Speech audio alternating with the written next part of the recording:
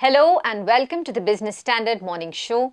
I am Ruchika Chitravanshi. It is 2nd of November 2023 and here are the questions we will be answering today. BFSI Summit. What did experts say about Indian economy?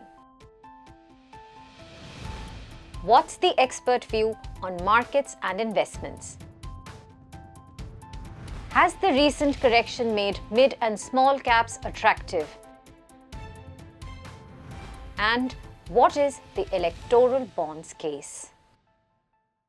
Business Standard's annual BFSI Insight Summit held this week brought together a host of leaders from India's financial landscape. Headlined by RBI Governor Shaktikanta Das, the two-day event shed light on a range of themes such as India's economic growth, economic inclusion, banks, investments and insurance. Abhijit Kumar brings to you the snippets from the event.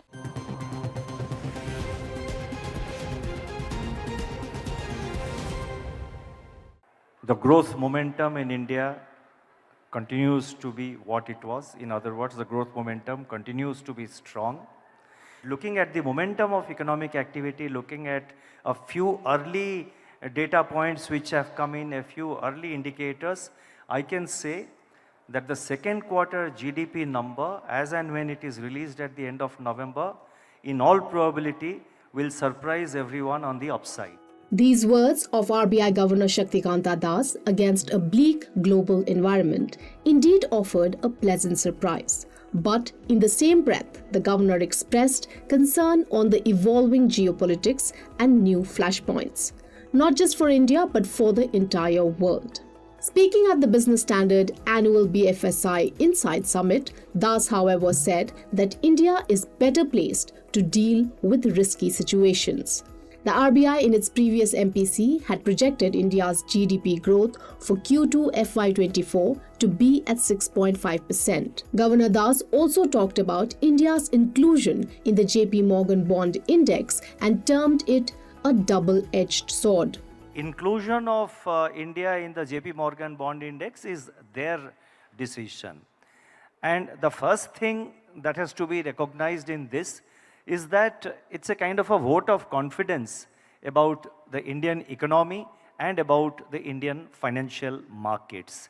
Obviously, when you are included in a bond index, it works two ways. It leads to inflow. I mean, the JP Morgan, they have given an estimate of $25 billion to come over a period of time, and all that is expected. But on the other side, it's a double-edged weapon. I mean, it's a double-edged sword. That is on one side. The other side, as you know, when there are, there are quite a number of passive investors who get, who are mainly sort of influenced by your weightage in the index. So the reverse can also happen. When your weightage goes down, the passive funds will immediately tend to move out, or if there is some other development globally happening, there can be outflow of funds. And in this regard, I would like to mention that RBI has a track record over the years, and especially in the recent period, of handling large-scale inflows and large-scale outflows. With the general elections coming up, the impact of elections on the economy and domestic markets has been the talk of the town. The panelists largely agreed that there is no direct correlation between elections and the economy. The 5-year returns that you quoted matter is what is the economic progress during that period, right? So how are economic policies that are being framed beneficial for the markets or not? So I think that is the main point. Historically, there have been concerns whether a single party comes in power or a coalition comes in power, and there could be different outcomes for the economy. But history has proven that also not to be true. So even some of the coalition governments have actually had most forward-looking economic policies. Elections have not necessarily led to any significant change in economic policies. And I think the same thing applies today. As Naren mentioned, it could create intermittent volatility, but to the extent that there is no directional change in the macroeconomic policies being pursued in the country, it should not necessarily impact financial markets. Mahesh Patil, however, pointed out that the Indian markets might face volatility from the global front. The real risk volatility is coming in from the global front. I mean, that's where the bigger concerns are, whether it is global slowdown or the high interest rates. And that's going to be a part and parcel, I think, whether it is pre-elections or post-elections. However, the RBI governor's words in this case were reassuring. In the case of India, I would like to believe that given the overall macroeconomic stability and the financial sector stability that we have, even the passive investors, the world has changed. The passive investors are also looking at other aspects of an economy, the nuances of an economy, the strength, the strength and the underlying fundamentals of an economy. So therefore, I don't think we will see that kind of volatility. But should something like that happen, I think RBI has the capacity to deal with it and deal with it effectively. With India poised to become the world's third largest economy by 2030, as per a S&P Global report released recently, the issue of inclusive growth for all was discussed at length. K-shaped recovery is one of the things that economists have pondered on the most since the pandemic started. And we like to think of it in a couple of different ways. One is that some sectors clearly emerged as winners and others didn't do so well during the pandemic and after that. And different kinds of households also did come out with a differential impact on their income and their consumption levels after the pandemic. A lot of what Tamalda was just talking about does resonate. We see that there is a lot of unevenness as far as demand is concerned. Richer households are clearly consuming a lot of high-end products, which is what is showing up in these imports of dragon fruit and alcohol. And while a lot of not so well-off households do seem to be struggling, especially in high inflation phases, I don't think that it's entirely gloom and doom for that part of society either. I see a lot of aspiration and I see that there is a lot of consumption at that price point. Sonal Verma, chief economist for India and Asia ex-Japan at Nomura, said that inclusive growth is not a challenge limited to India but is rather a global challenge. She said that the concept of inclusion needs to be more broad-based than income inequality and that in some sectors like employment and education, there is still work to do. If you take a step back, I think this is actually a challenge globally. This is not just about India. And over the last decade and more, the role of technological changes, globalization, financialization has actually increased income and wealth inequality worldwide. So a number of countries are actually facing this challenge, and of course India is as well. Second, I think the concept of inclusion, and this is something that Abhik was referring to, is more broad-based than just income inequality. There are multiple, it's a multi-dimensional concept, and when we talk about inclusive growth, it is of course, income inequality, but we have to also look at, access to health, access to education, employment opportunities, entrepreneurial opportunities, financial inclusion. So there are multiple dimensions to inclusive growth. The parameters, for instance, access to maybe health, crop insurance, social security on, rural employment guarantee, I think India is making progress. And then there are certain other aspects of inclusion, such as employment opportunities, maybe even on education, where there's still a lot of work to do. At the Business Standard BFSI Insight Summit, panelists agreed that the country is on a strong growth trajectory. And as Governor Das pointed out, India is better placed to take on risks emerging globally. The experts also agreed that in the nation's economic future, inclusivity will play an important role and the rural-urban divide will need to be bridged.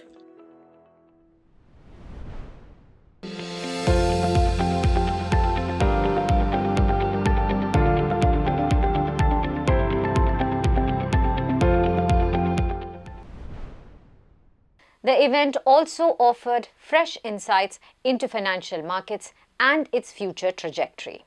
As the global economy grapples with geopolitical challenges, market participants anticipate some volatility. Elections too are drawing close. Kasturi Akhil brings to you what experts said on India's market outlook.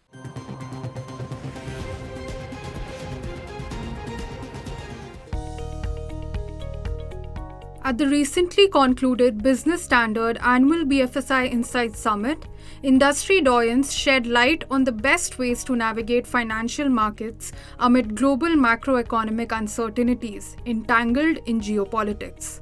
Christopher Wood, the global head of equity strategy at Jefferies, is optimistic that India could soon emerge as the next big manufacturing hub in East Asia. However, to be able to do that, along with ensuring stability in financial markets, Indians should stand pat and watch out for the 2024 general elections to pass, suggests Woods. Indian stock market, he believes, could see a 25% correction in 2024 if Bharatiya Janata Party does not return to power. I wouldn't want to own the Indian market on leverage before the election. Okay. Okay. Because the message from 2004, because if my memory is correct, nobody expected that result in 2004. Uh-huh. Okay. Correct? Okay. Okay. But I agree, the momentum is such that it will bounce back, that there will be a big correction. But obviously that's very much the unlikely outcome, but we have to admit that that risk exists. While the elections could lead to short-term volatility in financial markets, fund managers at the event said it is macroeconomic factors that drive markets at the end of the day. But when you look at in India, say in the recent history, the redeeming factor is elections have not necessarily led to any significant change in economic policies. And I think the same thing applies today. As Naren mentioned, it could create intermittent volatility, but to the extent that there is no directional change in the macroeconomic policies being pursued in the country, it should not necessarily impact financial markets. Christopher Wood, however, cautioned investors against higher US Treasury bond yields and said that US rates may remain higher for longer, thus increasing private equity and credit risks. For now, there is no reported decline in private equity investments in India. Experts said India has increasingly become a favored destination for investment in the Asia-Pacific region, and that private equity investments have doubled over the past 2 years in the country. 15 years ago, if you looked at just a few indicators, big macro indicators, private equity accounted for under 1/4 of foreign direct investment in India. Now, in the last 3 years, despite the volatility that Renuka referred to, private equity and venture capital accounts for over 2/3 of foreign direct investment in India. So it's actually become the most important source of long-term capital for this country. And that, I think, is something which is very important when we think about, which way the economy is heading and what the drivers of engine of growth for this economy are. Addressing industry leaders, RBI Governor Shaktikanta Das spoke on investments in government securities and emphasized the significance of Indian bonds being included in the JP Morgan Global Bond Index. The inclusion stands as a vote of confidence for India's financial markets, he said. Our effort over the last few years has been to sort of expand the investor base in our securities market, especially the government securities market, to expand the investor base, and also to provide, sort of greater opportunity for participation. We have taken number of steps. You mentioned about the fully accessible route. We have also taken several other measures. You alluded to a few. And there is this also things like, for example, we have, permitted the banks, the domestic banks, to offer margin facilities to the FPIs, etc. Now, inclusion of India in the JP Morgan Bond Index is their decision. And the first thing that has to be recognized in this is that it's a kind of a vote of confidence about the Indian economy and about the Indian financial markets. India's stable banking sector enabled the Indian economy to withstand global headwinds. The country's largest public sector bank, State Bank of India, has a grand portfolio of 60 trillion rupees worth of assets. SBI chairman Dinesh Khara expressed his confidence in the Indian economy and sees no asset quality risks in the foreseeable future. Banks have significantly strengthened their underwriting practices. And when it comes to macro, I would say that macro is doing well. So there are hardly any challenges. But at the same time, I must also mention that at least as a bank, the practice which we are following for quite some time is to ensure that our balance sheet should be shock-free from any such asset-related stress. And we are rather, I would say, much more pragmatic in terms of providing for, or maybe more aggressive in terms of providing for any likely stress in the balance sheet. In the face of global uncertainties, experts believe that Indian financial markets performed better than most global economies. To beat the volatility, the best bet for now is to explore potential in domestic markets. Staying with the markets theme, war in West Asia and high US Treasury yields are unsettling the benchmark indices. They have fallen over 5% over the past 1 month, while the mid-cap index has shed 6%. In our next report, Nikita Vashisht explores if the froth from the broader market space has been removed, or is there more pain ahead?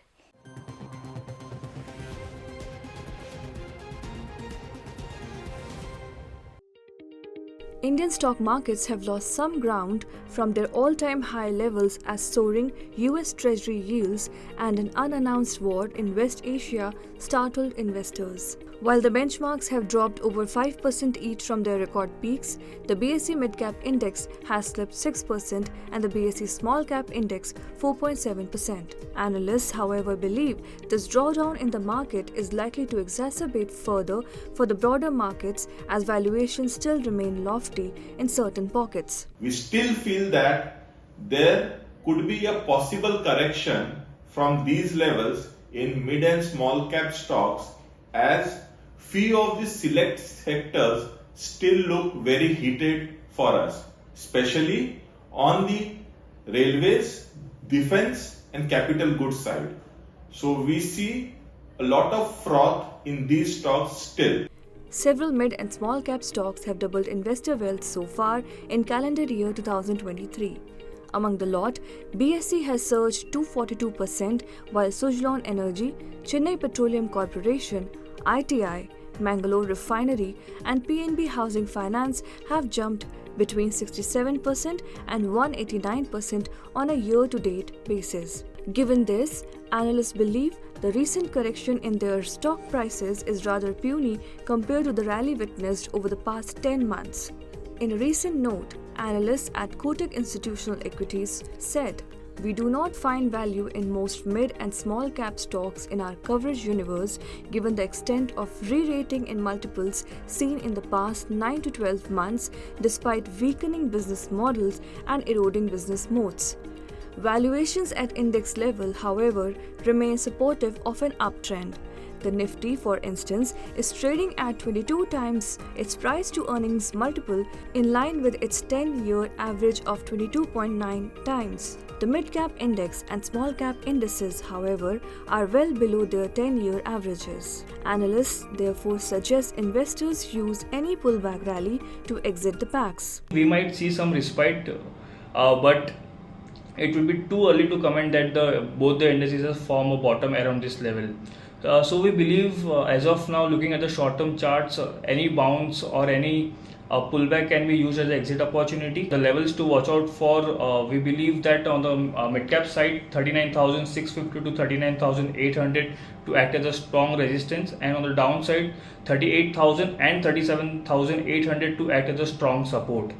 While for the small cap, 13,000 and 13,100 remains a very strong resistance area. while on the downside 12,300 and 12,200 to act as a strong support for the small cap index. Analysts believe the pain in the broader markets is here to stay amid growing recognition of risks such as higher for longer interest rates and weak domestic consumption. On November 2, investors will react to the US Fed's decision announced overnight. Besides, interest rate decision of the Bank of England and Q2 results back home will drive sentiment.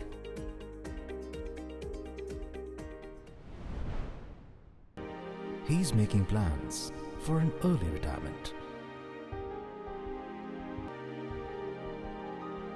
Business Standard. Election results indeed affect the markets, but most experts agree that it is short-lived. Moving on, the Supreme Court this week started hearing on a batch of petitions challenging the validity of the electoral bond scheme for funding political parties. The petitioners argue that the scheme is opaque and must be struck down. Centre, however, has been defending it.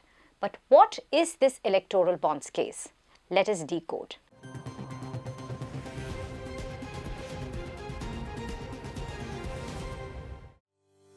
Introduced in 2018, electoral bonds serve as a means for individuals and entities to make donations to registered political parties while maintaining donor anonymity. Citizens of India or a body incorporated in India can purchase the electoral bonds and then donate them to a political party of their choice. These bonds are either in the form of a promissory note or a bearer bond. Only one lender, that is State Bank of India, issues these bonds in denominations of 1,000, 10,000, 1 lakh, 10 lakh and 1 crore rupees. The bonds are available for purchase for 10 days each in January, April, July and October. An additional period of 30 days can also be specified by the centre in the year of the general elections. So, in 2024, the government may grant an additional 30 days for the purchase of these bonds. According to the centre's notification, electoral bonds need to be donated in less than 15 days of the purchase. According to the petitioners in the Supreme Court, nobody except the SBI knows the source of political funding in India via electoral bonds. Senior advocate Prashant Bhushan argued in the Apex Court that it defeats the fundamental right to information. The petitioners also argued that it may lead to a rise in corruption and prevent the elections from being free and fair. The central government, however, argues that the citizens do not have the fundamental right to be informed about the sources of political funding. But during the ongoing hearing, Chief Justice of India Chandrachud observed that when a large public limited company makes political donations, it is not for charity. According to the Association for Democratic Reforms, electoral bonds generated donations worth over 9,188 crore rupees for all political parties put together till 2021-22. Out of this, the ruling Bharatiya Janata Party alone accounted for over 57%. The Congress accounted for 10% of these donations. The remaining went to other parties. Moreover, there was a 743% jump in donations through these bonds between 2017-18 and 2021-22. Several cases have been filed against the validity of electoral bonds. On 20th January 2020, the Apex Court refused to grant an interim stay on the scheme and sought the responses of the Centre and Election Commission to an interim application filed by the NGO seeking a stay on the scheme. In April 2019, the Supreme Court had declined to stay the electoral bond scheme and made it clear that it would accord an in-depth hearing on the pleas as the Centre and the EC had raised weighty issues that had tremendous bearing on the sanctity of the electoral process in the country. Centre and EC had taken a contrary stance in the court, with the Centre arguing that the anonymity of the donors must be maintained. I will achieve, I will fly high.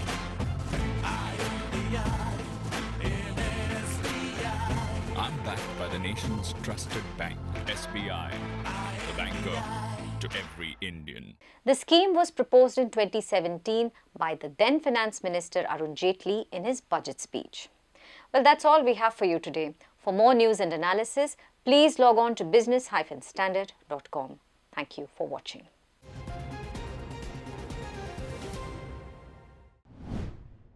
If you like this video, share it and subscribe to Business Standard. For more news, views and insights, log on to www.business-standard.com. Do also follow us on YouTube, Twitter, Facebook, Instagram, Telegram and LinkedIn.